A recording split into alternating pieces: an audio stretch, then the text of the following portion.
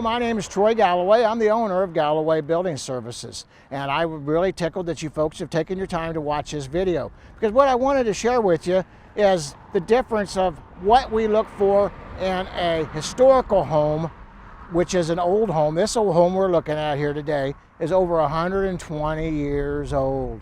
We just have different building practices, and they can't be held to the same standards as what was when they was built back in 120 some years. So anyway, come and join us, and you'll enjoy this as much as we do. Thanks, folks.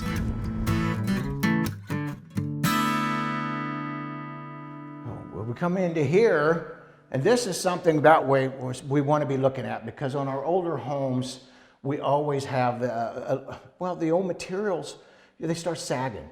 When we get down to the basement, I'm going to show you a perfect example of that. But we come down here, but look here, you see how it's got a little swell in here. But I've already walked through here, so I know it's good and safe, or I wouldn't be wandering in here today. But you see also too, you can see I got the flooring and the walls and the ceiling, and where it's been leaking, and the plaster, the original plaster, starting to come off. Now in this plaster, we do have asbestos, we do have lead. So these are definitely, as before we started actually doing the filming here, I wanted to make sure we don't walk through this contaminated area and take it home. Just that dust off of your shoes can actually harm your small ones. So like your animals, your family, your children. But how I could tell that this floor, so even if you didn't have an eye for this to see whether or not the floor is swell, there's little tell signs that tells me that I can see it myself, because I've been doing this for so many years. But say if you came through here and you've never had any construction experience, we see how right through here on my floor, how we got it, so you can see the stains. Well, this is because it's been leaking coming in here, and it just literally has, you can see the footprint, you might say, of the old stains in here. Isn't that cool? And of course, all this electric's been redone over the years and added to it. And but these are some of the things that we're looking for on historical homes that separates it. Now, I want to show you this little section right down in here. This is my return air.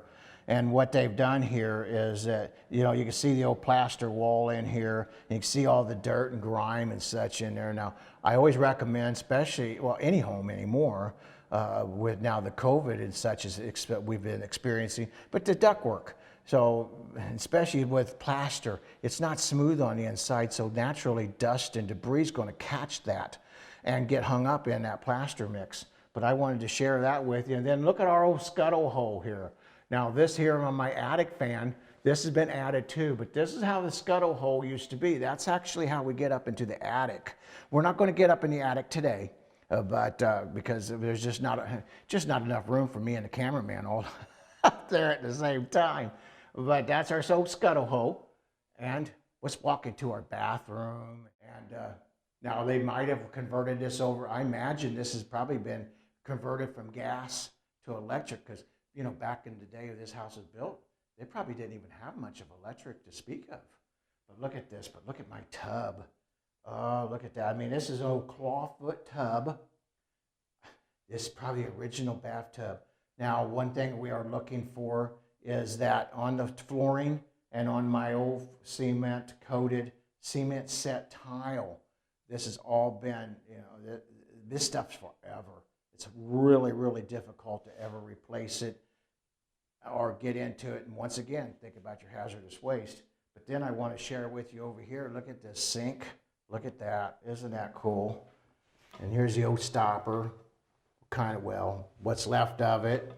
And same with this stopper here on this tub here. And these are things we want to look at. I mean, they're no longer working. You see that right inside of there, the rust going on my plumbing. So right now we don't have any water in the home, so I'm imagining we have some water leakage. But these are the little things like this we want to be watching for, making sure that when we do turn our water on, and I could just imagine that's probably got some leaks going on in that. But let's head on down to the basement.